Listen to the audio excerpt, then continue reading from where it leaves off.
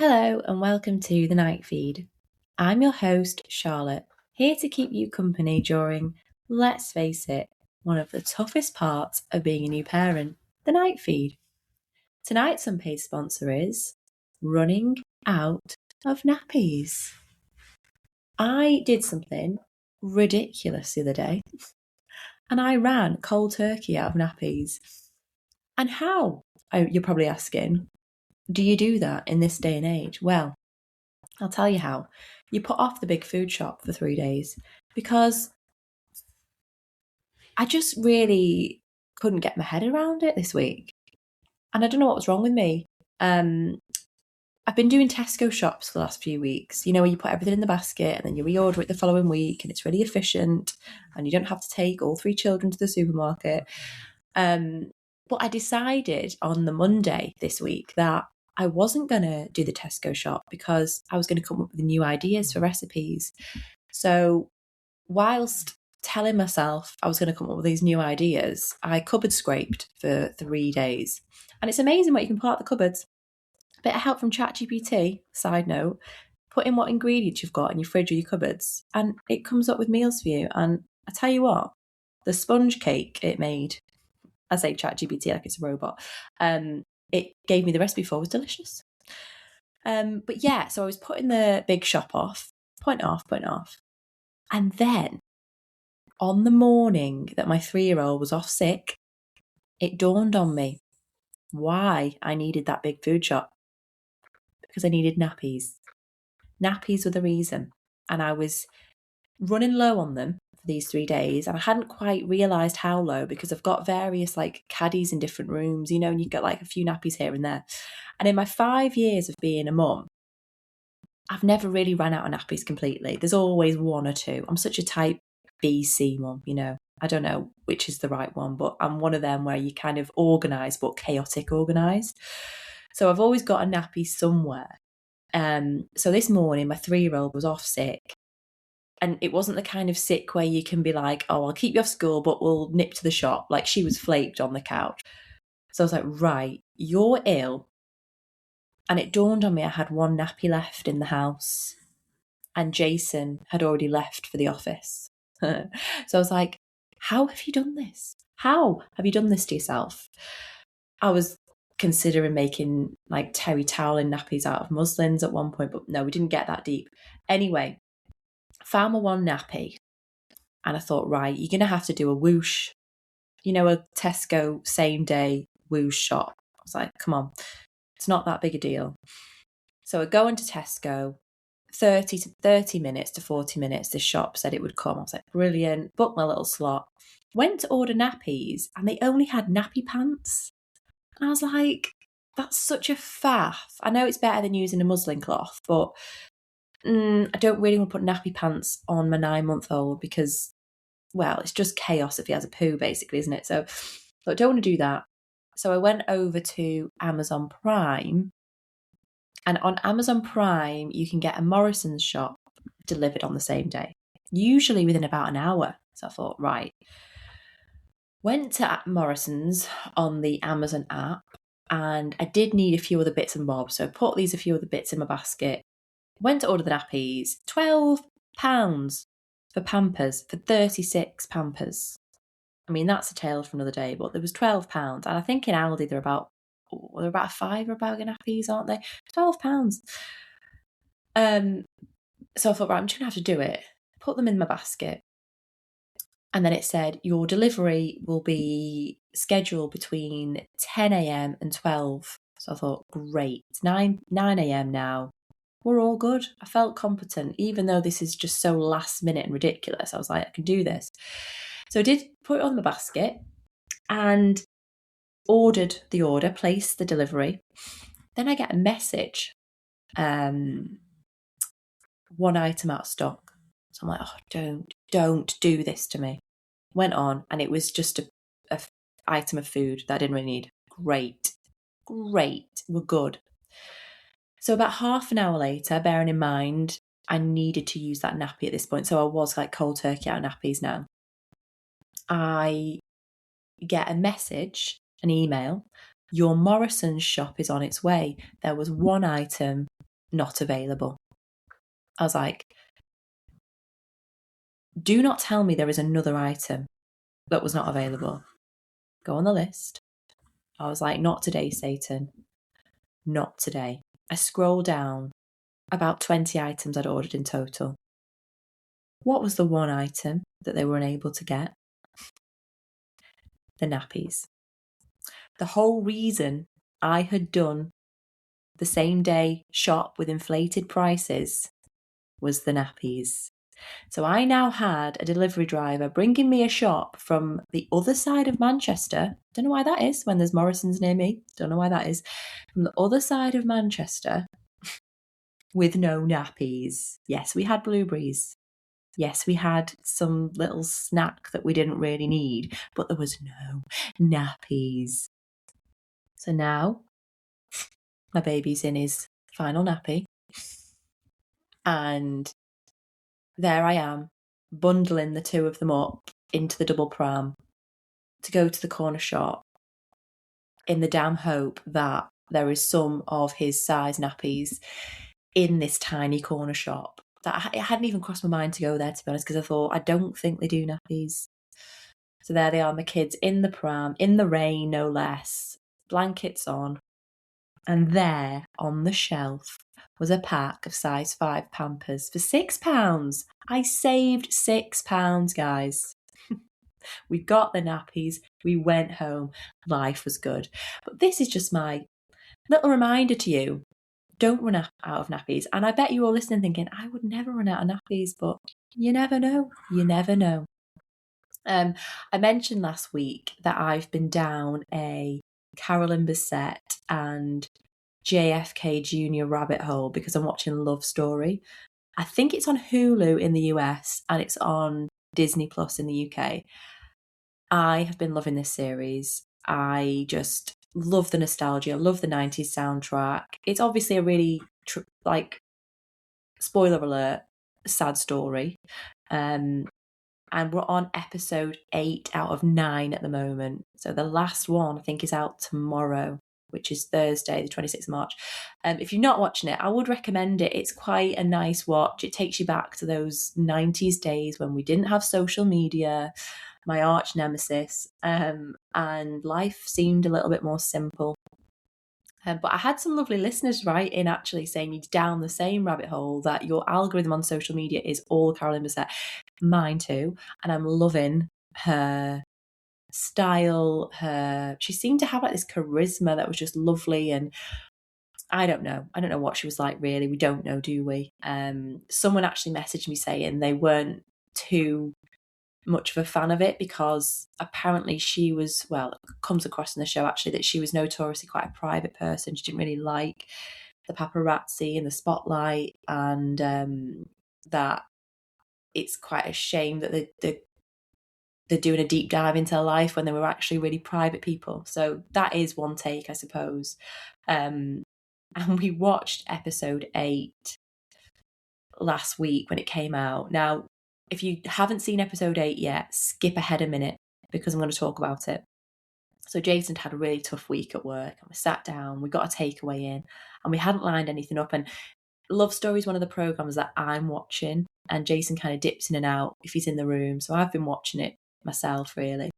I said, episode 8 of Love Story's out. Do you mind if we watch it? And he's like, oh, go on, put it on, whatever. I've not got a film lined up. It was an hour, right, of them just rowing in their apartment.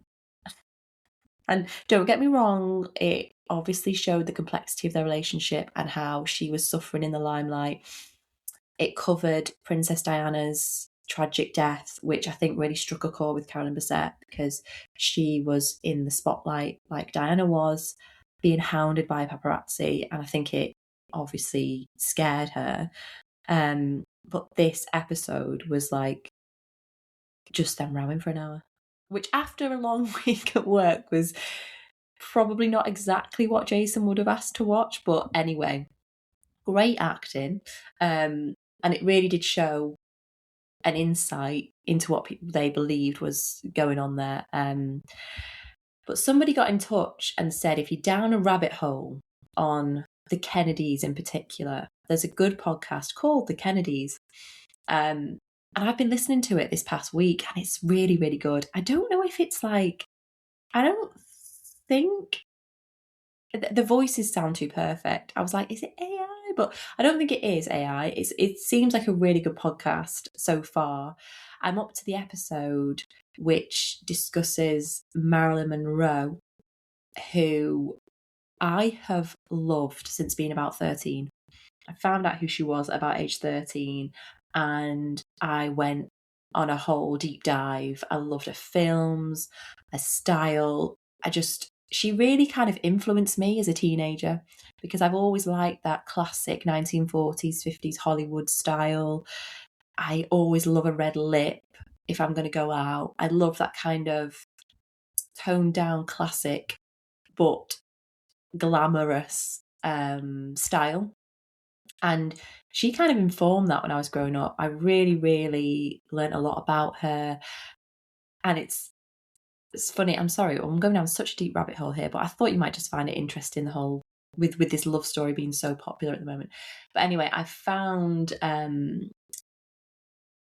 her whole life really, really interesting. And when I did art for A level, my art teacher found out this about me. She was like, "Oh, you really like Marilyn Monroe?" And honest to God, she understood the assignment because every project was about her. I was making, I was making like canvases of her. I was doing these huge, big portraits in Andy Warhol style. I was loving life.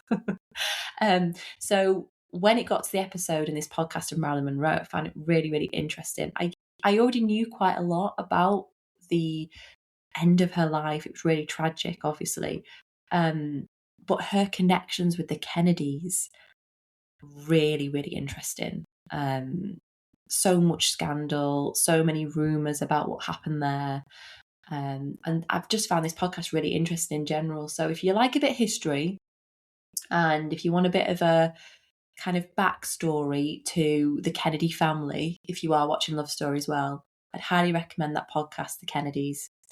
And linking to this whole love story, like big boom in popularity at the moment, is 90s living and slow motherhood. I keep seeing it and I'm loving it. All these mums buying VCR recorders, buying like DVDs again for their kids, basically saying they're cutting all their streaming services and their kids are going to have DVDs like what we would have as kids, or VHSs if you're an 80s baby like me. Actually, I'm a 90s baby. I was born in November 89, so I only had 2 months of the 80s, but you know.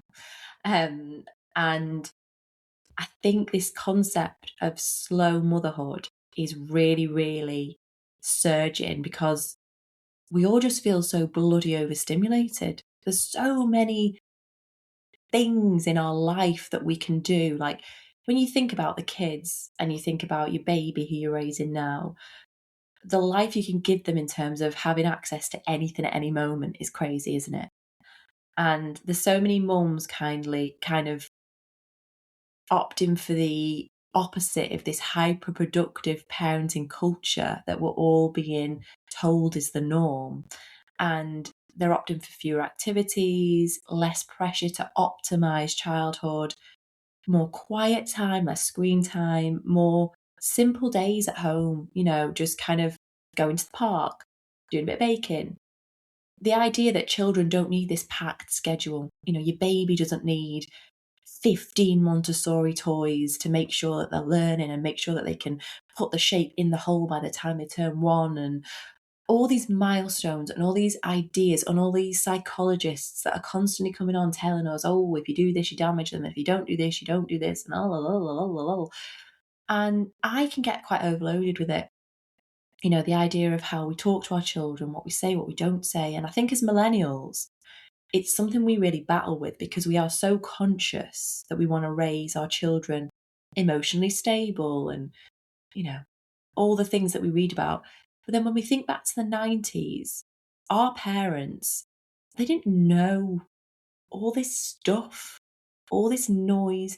They didn't know what so and so that they've not seen for 6 years is doing on social media, and who's just got married and who's just got divorced. And they didn't know all this information that we have.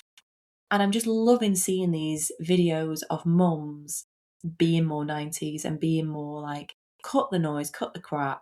We're not going to have any phone time today. We're just going to do activities, and screen time in the form of Tom and Jerry or whatever we used to watch as kids. I am not anti-screen time at all. I know that it has a purpose, and I know that as parents, that can be a bit of respite for us.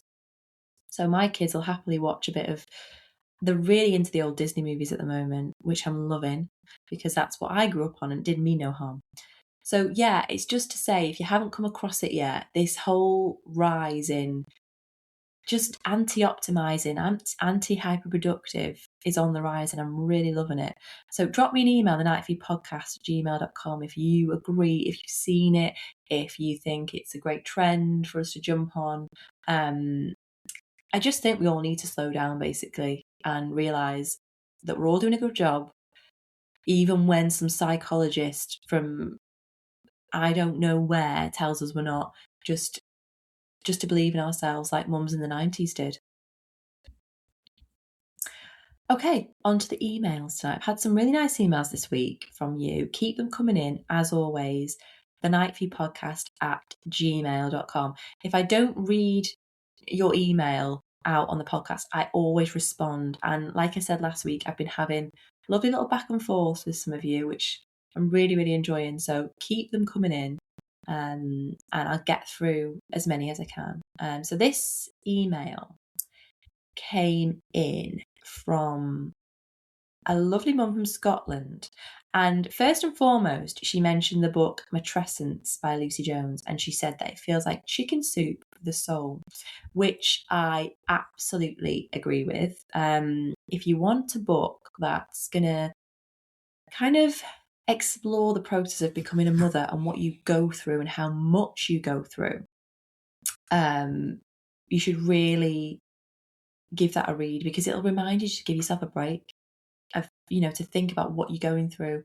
I think they're coining the word matrescence like we coin the word adolescence, and we know as teenagers all the shifts you go through as a teenager and how your mind can be up and then down and then here and then there.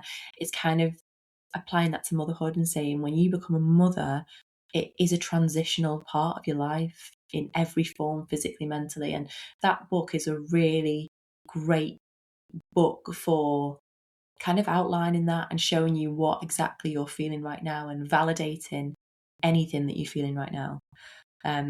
So her email says, I wanted to ask about contact naps.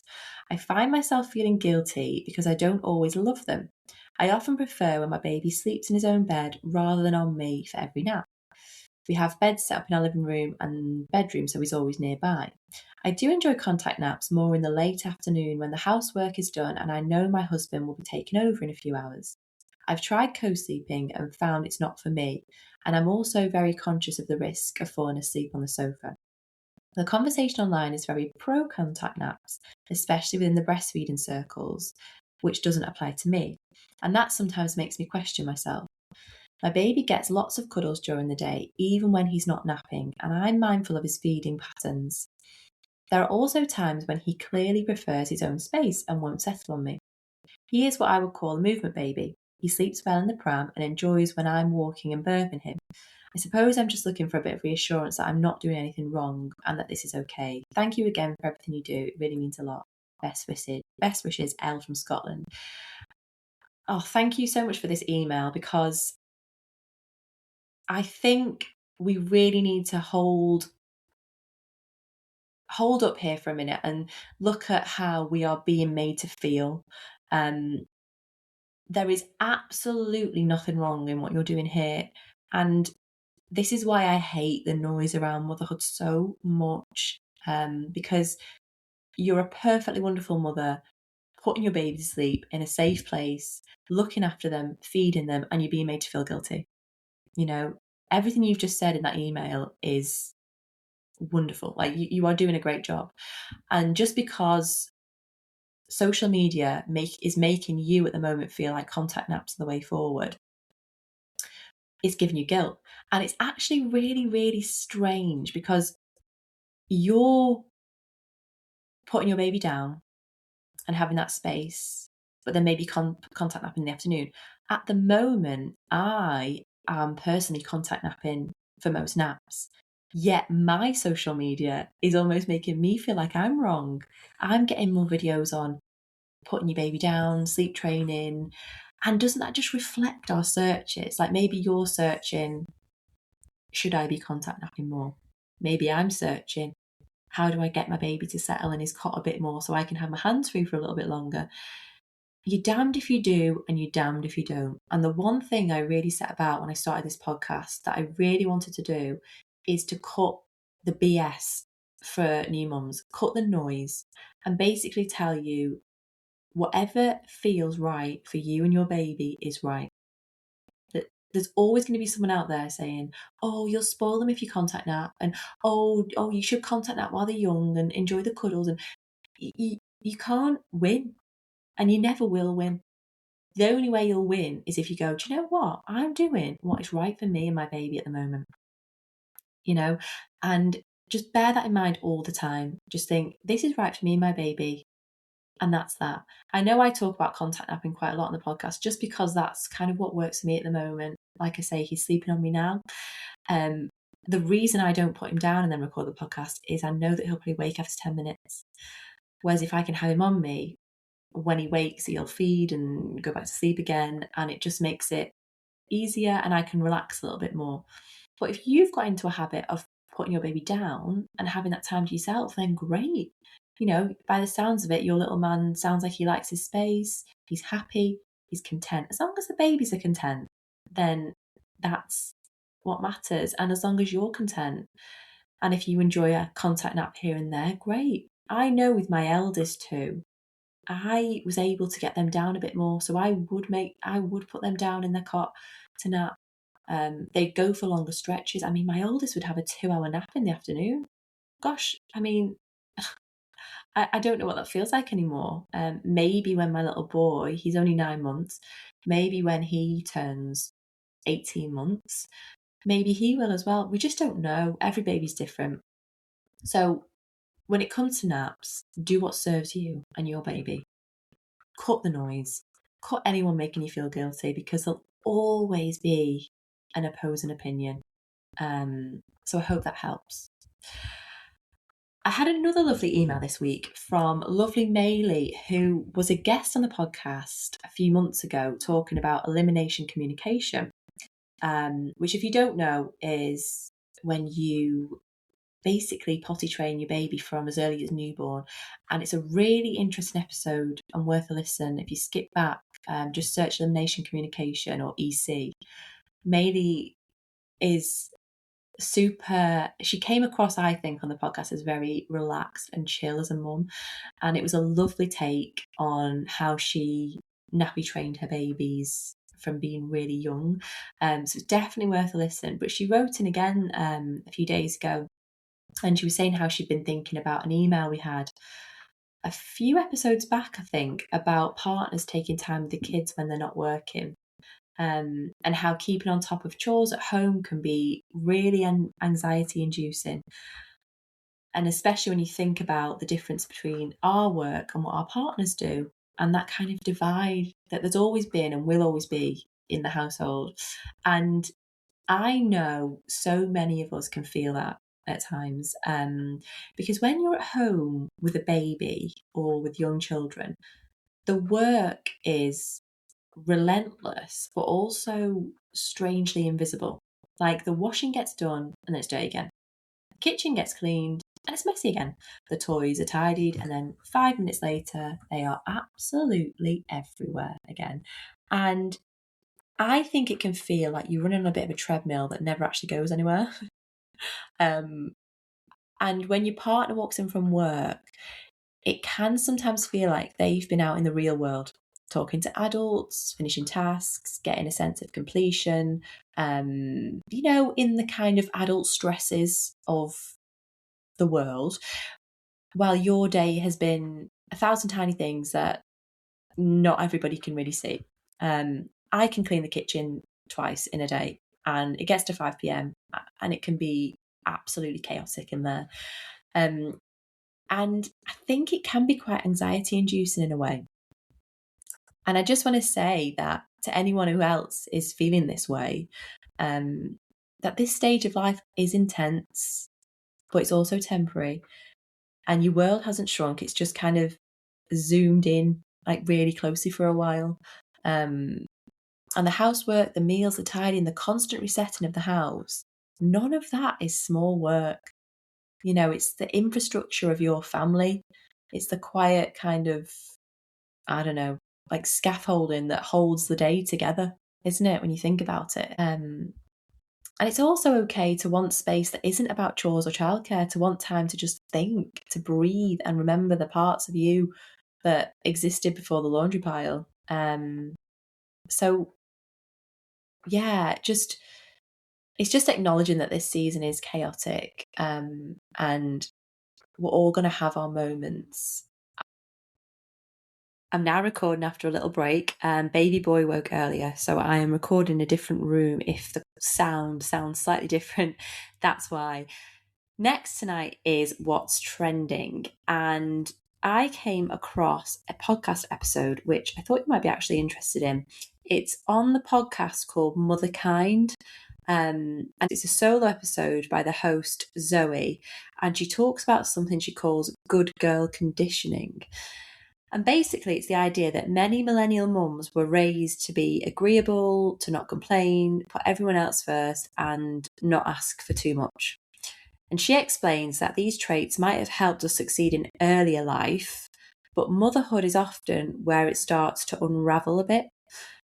The pressure increases, the support isn't always there, and instead of questioning the system, many mums end up questioning themselves. And the episode's really interesting. It explores how this conditioning can lead to burnout, resentment, and feeling like you're quietly failing, when actually you're just running a pattern that you were taught. And she also talks about gently starting to reconnect with your own needs and taking small steps towards asking for help, resting without guilt, and just doing things differently. And it's a really validating listen for any mum who feels like you're holding everything together while kind of quietly falling apart a little bit.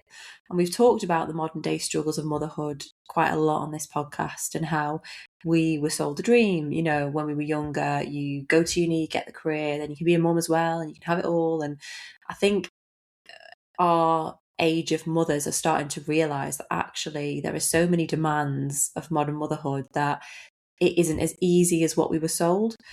So yeah, if you're feeling like that, it's well worth a listen. It's called Motherkind, and I think it's the most recent episode. But yeah, definitely worth a listening.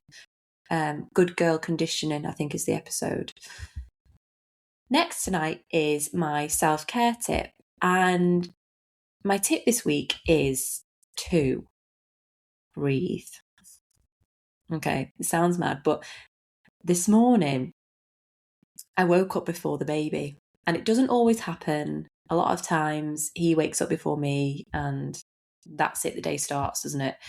But this morning I was lay watching him sleep, and instead of picking up my phone or like I usually do, I lay there and I counted and just breathed. So I counted to 6 and breathed in, and then I breathed out for 8, and I just did that a few times, over and over, and it really, really grounded me before the day. And you have all these mums that get up at like 5 a.m. and things that I've talked about in the past. Like, that is not for me, the 5 a.m. start. But even just taking 2 minutes to breathe really kind of calmed my nervous system. Because I think as a mum, especially to young babies, when you wake up, your nervous system is kind of go, go, go, go, go. You know, like, he's crying, he needs his nappy change, then he probably needs a feed, then the older two are going to wake up, they need their uniforms, blah, blah, blah, blah, blah, blah. And you can be kind of on edge from the minute you wake up.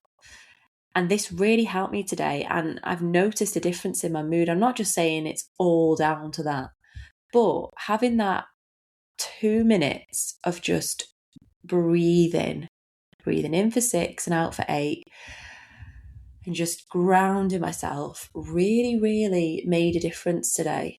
So if you can take a minute, even when your baby's awake, maybe when they're feeding, for example, and rather than scrolling and reading the news and, getting into all kinds of things first thing in the morning, just breathe and just be and see if it helps. Finally, to finish on a quote I wrote, "You hear me cry and reach for your phone. It's 1:38 a.m. and I'm awake again. You stumble as you go to pick me up. The exhaustion is real and tonight you're frustrated. You know in your gut it's not my fault, but you can't help wondering why I won't sleep longer than 2 hours. You feel the sleep deprivation in your bones. It's cold. So you reach for your dressing gown, wrapping us together as you feed me. The tenderness in your boobs is there, and you cringe as I latch. Why won't you sleep? You ask me. Your other boob begins to leak, and you feel your pajamas getting wet. It's one of those nights. As you reach for a nappy to change me, you realise you forgot to bring new ones up earlier. Tears start streaming down your careworn eyes. You tell yourself you're failing, that you're incompetent. But I wish I could tell you in this moment how incredible you're doing. I wish I could dry those tears and hug you like you hug me. I reach for your face and you smile down at me. You give me the look, the unconditional love look. The tears stop. You dry your eyes. Then we rock together in the moonlight. Just you and me.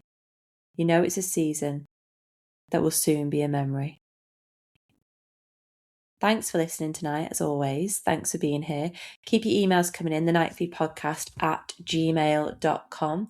Any topic ideas that you'd like me to discuss, any stories you want to share, any tips, any tricks, keep your questions coming in as always. I love to hear from you all.